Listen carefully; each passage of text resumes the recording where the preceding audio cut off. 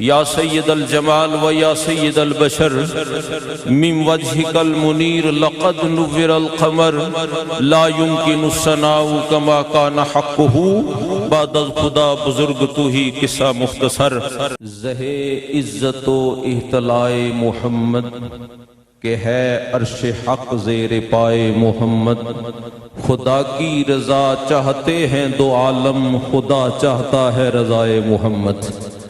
علامہ doctor محمد اقبال قلندر لاہوری رحمت اللہ علیہ نے جب یہ کلام سنا امام اہل سنت اعلی حضرت مجدد دین و ملت رحمت اللہ علیہ کا، تو کہا میرا بھی بیچ میں حصہ ڈالیں، اور آپ نے اپنے دو جو ہے اس میں اشعار لکھوائے۔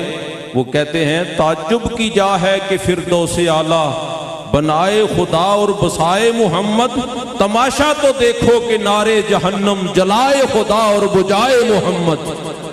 اور کیا خوب کہا کہ رضا پل سے اب وجد کرتے گزریے۔ یہ کوئی وجد کرنے کی جگہ ہے جو بال سے زیادہ باریک اور تلوار سے تیز ہے، لیکن کیوں کہا؟ بڑا خوبصورت سہارا ہے سامنے، کہتے رضا پل سے اب وجد کرتے گزریے کہ ہے رب سلم صدائے محمد۔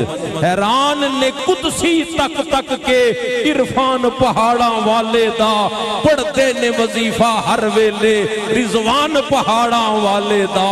انوار الہی دی بارش ہو جاندی ہے فوراً اس پاسے جس طرف اشارہ ہو جائے سلطان پہاڑاں والے دا۔ اے دعوی میرا نہیں بلکہ رب پاک دی قسم حقیقت ہے، ہرگز نہیں بھوکا رہ سکتا مہمان پہاڑاں والے دا۔ نہ شرط کسے ہک تھا دی ہے، نہ قید ہے وقت زمانے دی، ہر طرف ہے جاری ہر ویلے فیضان پہاڑاں والے دا۔ ہے ڈرتے خوف کیے نانو بلا روز حجر دی سختی دا، ملے آئے جنانو سایہ دامان پہاڑاں والے دا۔ میں دساں وی تے کی دساں ہے باہر وہم گمانا تو، ہویا نوازتے جتنا احسان پہاڑاں والے دا۔ درویش اپنی کیفیت میں بیٹھا ہوا تھا تو وقت کا حاکم بڑے پروٹوکول اور شان و شوکت سے گزرا، تو ظاہر شاہی پروٹوکول ہوتے ہیں، تو درویش نے کہا چلو اس کو کوئی پیغام دے دیا جائے۔ اسے اپنی طرف متوجہ کیا، اور متوجہ کرنے کے بعد کہا کہ یہ جو بارش ہوتی ہے یہ میری مرضی سے ہوتی ہے، اور یہ جو دھوپ نکلتی ہے یہ میری مرضی سے ہی نکلتی ہے۔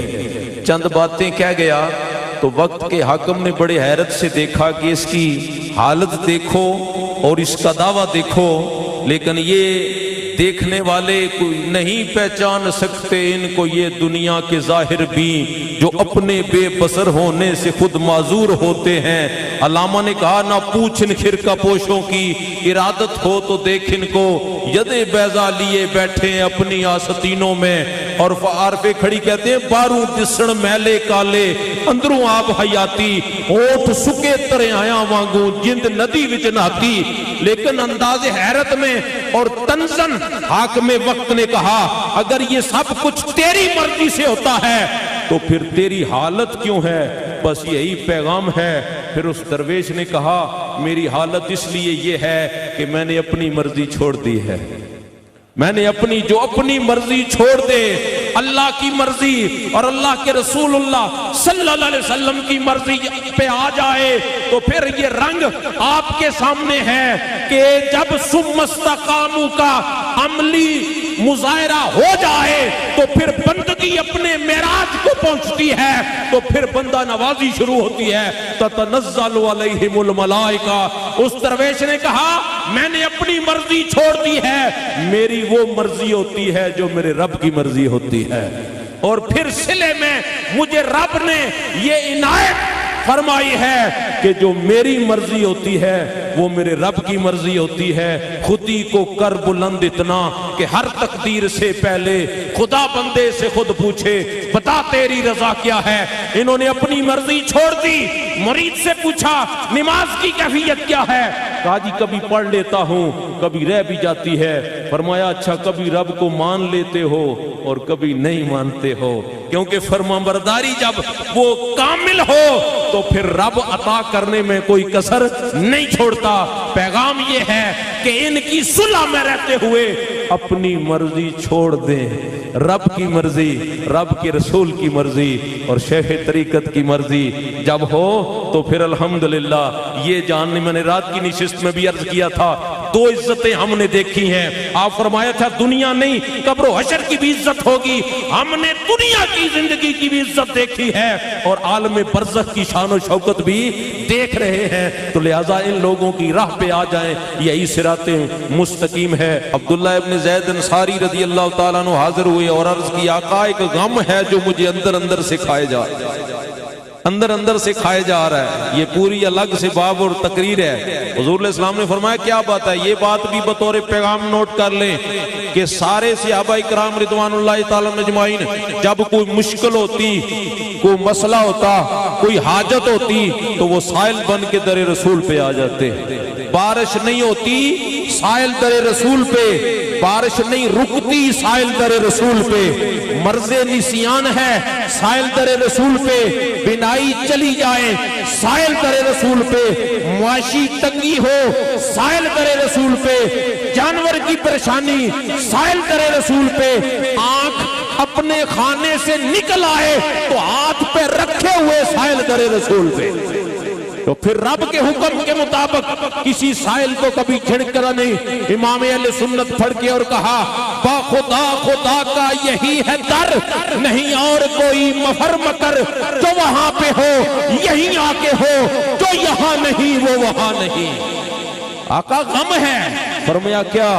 مجھے موت آنی ہے، اس کا ڈر نہیں، آپ نے پردہ فرمانا ہے، اس کی بھی بڑی تسلی ہے. لیکن آقا میرا ایک دن آپ کی دید کے بغیر نہیں گزر سکتا. اگر گزارنا چاہوں آسمان کا سورج بعد میں غروب ہوگا، میری زندگی کا سورج پہلے غروب ہو جائے گا.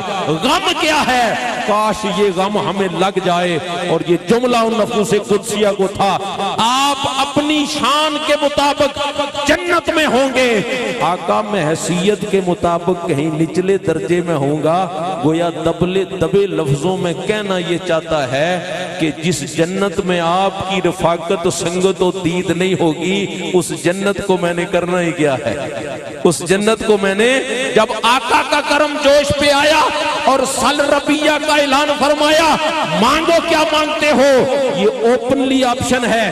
یہ ایک دفعہ نہیں، یہ درجنوں روایات موجود ہیں. آقا کہیں سوال کر اور صحابی کہے انی اسالکا، آقا میں آپ سے سوال کرتا ہوں. اب بھی کوئی یہاں تحقیق کی ضرورت رہ جاتی ہے کہ مانگے کہ نہ مانگے.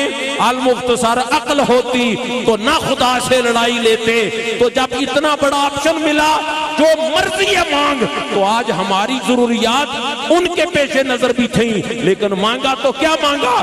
انی اسالکا، آقا میں آپ سے سوال کرتا ہوں مرافقتک فی الجنہ، جنت میں اپنی رفاقت عطا فرما دیں. عبداللہ ابن زید انصاری کو حضور نے بشارت دی جنت بھی ہماری رفاقت والی ہوگی، اسی کے ساتھ ہوگے جس سے محبت کرتے ہو. نزول قرآن بھی ہوا، لیکن میلاد شریف کا یہ ماہ مبارک ہے. اگلی بات میں بڑے اشارے سے کر دوں، یہ مطمئن ہو کے چلے گئے کہ جنت بھی حضور والی ہوگی. تو گویا کھیتی باڑی کرتے ہیں، یہ زمیندار ہیں. حضور نے پردہ فرمایا، وصال ظاہری ہوا، قاصد نے جا کے بتایا عبداللہ حضور کا وصال ظاہری ہو گیا ہے. تو اس عاشق صادق نے ہاتھ اٹھائے، عرض کی مولا آنکھ کا مقصد فقط آقا کے چہرے کی زیارت سمجھتا تھا.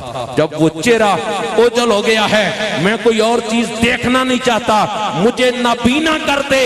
قرآن کی کسی آیت سے کوئی مائی کا لال یہ استدلال لا سکتا ہے کہ نبینا ہونے کی دعاؤں کی کوئی تلقین کی گئی ہو، حدیث پاک میں کوئی فرمان جاری ہوا ہو، صحابہ کرام کے کوئی ایسے تلقین کی گئی ہو؟ نہیں. وہ عشق کی دنیا میں رہنے والے یہ کہتے ہیں عشق اپنے فیصلے خود ہی کر لیندے ہیں. تو لہذا پھر ہاتھ اٹھے اور عرض کی مجھے نابینا کر دے مولا، میں کوئی اور چیز نہیں دیکھنا چاہتا.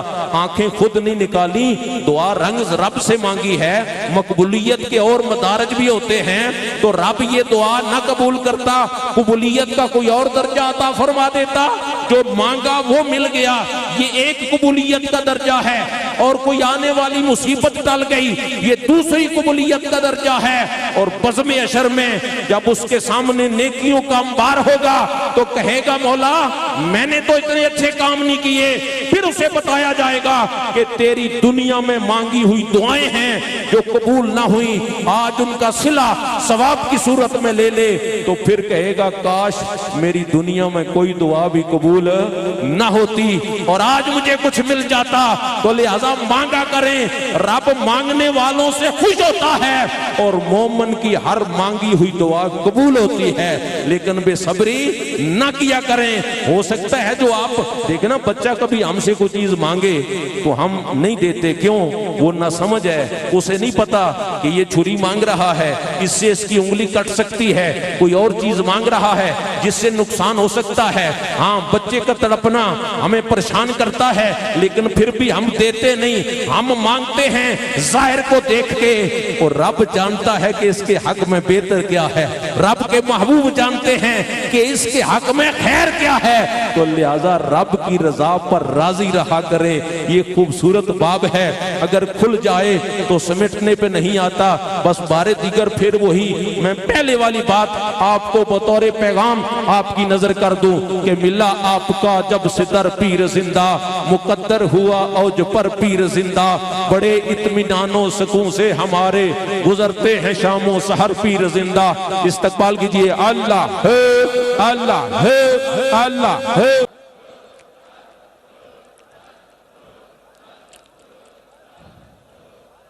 سمجھ کے یہ دامن کو پکڑا ہے ہم نے، وسیلہ ہے یہ معتبر پیر زندہ، سمجھ کے یہ دامن کو پکڑا ہے ہم نے، وسیلہ ہے یہ معتبر پیر زندہ، بلا لیا ہے اپنی چوکھٹ پہ ہم کو، کرم ہو یہ بارے دیگر پیر زندہ، کرم ہو یہ بارے دیگر پیر زندہ، کرم آپ کا ہے جو مجھ بے نوا پر ہم سب پر رہے تا حشر پیر زندہ، یہ ہے آپ کے آستانے کی عظمت جو کاتے ہیں سر تاجور پیر زندہ، حبیب خدا کا رہے لطف دائم خدا کا کرم آپ پر پیر زندہ، میں دو تاجداروں میں ایک بے نوا ہوں، ادھر شاہ منور ادھر پیر زندہ۔